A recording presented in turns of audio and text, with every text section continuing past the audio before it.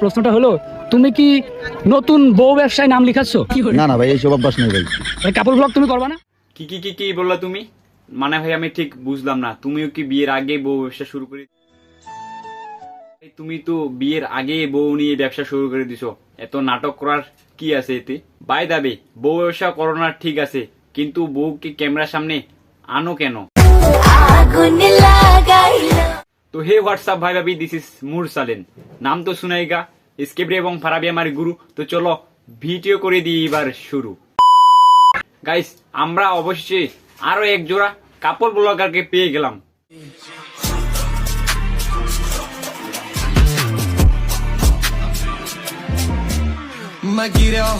এরা দিয়ে শুরু করে দিছে, ঈদের জ্বালায় আর টিকটকে থাকাই যায় না।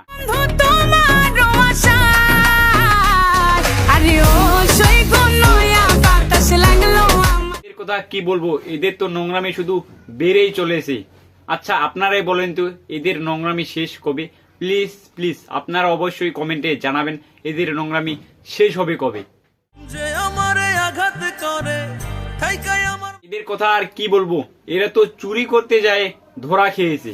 তবু কেন বারে বারে তারে আমি চাই, আমি বুঝা।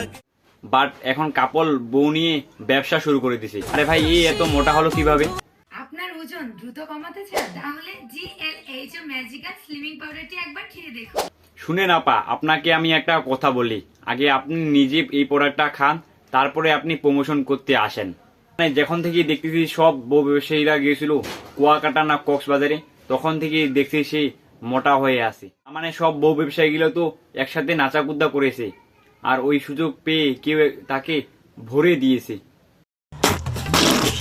টিকটকার তো বলাও যায় না। মানে এরা কোন ধরনের বউ ব্যবসায়ী আমি ঠিক বুঝলাম না।